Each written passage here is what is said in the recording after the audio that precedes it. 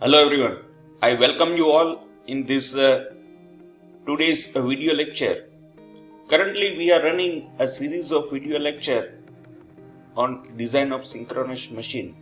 In this video lecture, we'll study about effect of air gap length on performance of the synchronous machine. Air gap length is one of the very important designer parameter because it greatly influences almost all performance parameter of the synchronous machine. Suppose we design our machine with a larger air gap. So length of the air gap is selected is high. So a machine is designed with larger air gap. Now in this case, the reluctance offered to the path of the flux generated by the magnetomotive force of the armature will be higher. So if length of air gap is more, obviously the reluctance offered to the flux is more. Now if reluctance is higher, then effect of armature reaction will reduce, and as a consequence, direct axis synchronous reactance will be less. So when we go for a higher length of air gap, reluctance of the path will be more, and as a result, effect of armature reaction will reduce. And we know that direct axis synchronous reactance, that is composed of reactance because of armature reaction as well as leakage reactance. So effect of armature reaction is less, then direct axis reactance will be less.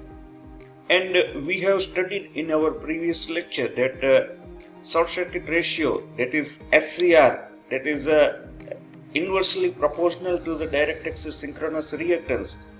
Direct axis synchronous reactance is reciprocal to the SCR.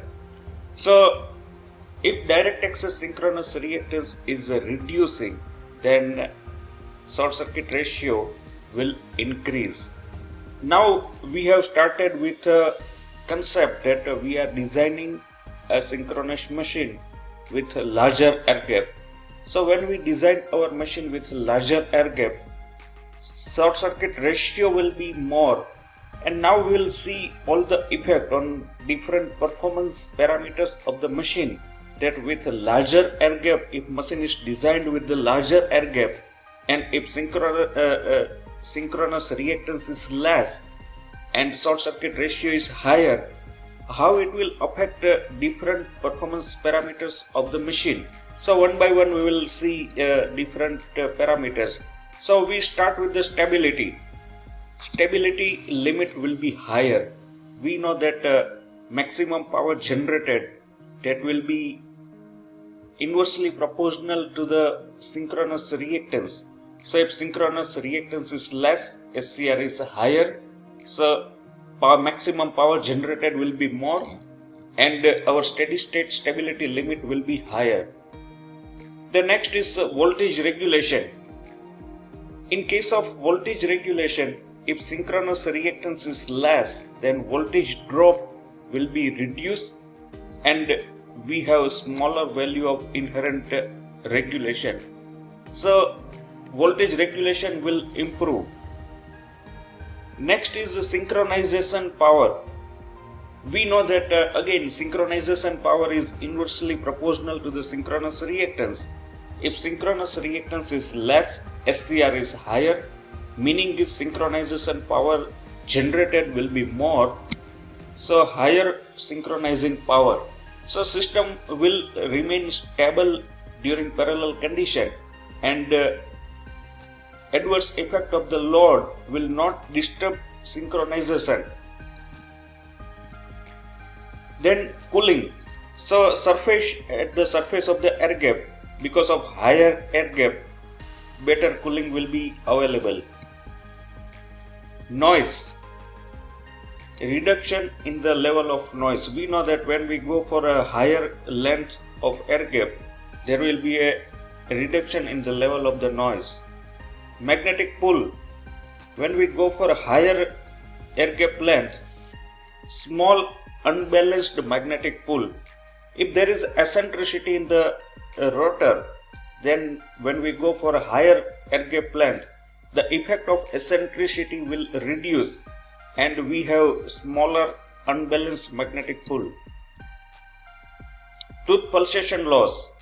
So because of a higher air gap length, we have lower tooth pulsation loss. These are some of the advantages of the higher air gap length. We have initiated our design with the higher air gap length. So in case of higher air gap length, synchronous reactance is less. So far we have discussed all these parameters are advantage of the higher length of the air gap. Now we have certain disadvantages also. So size, when we select our machine with a higher length of air gap, bigger size of the machine, the diameter of the stator bore will increase. So size of the machine will increase. Field magnetomotive force. So for a larger air gap, the magnetomotive force required to produce the same flux and same flux density, because reluctance path of the flux reluctance has increased. So a larger value of field magnetomotive force will be required. Magnetic leakage. Because of larger air gap, there will be an increase in magnetic leakage. Weight of the copper. Because we require a higher magnetomotive force on the field side, so weight of the copper in field winding will increase. Then cost. If machine is designed with a larger air gap, overall cost will increase. So these are some of the advantages and disadvantages, or rather effect on different performance parameters. We have seen that air gap length affects almost all the performance parameters.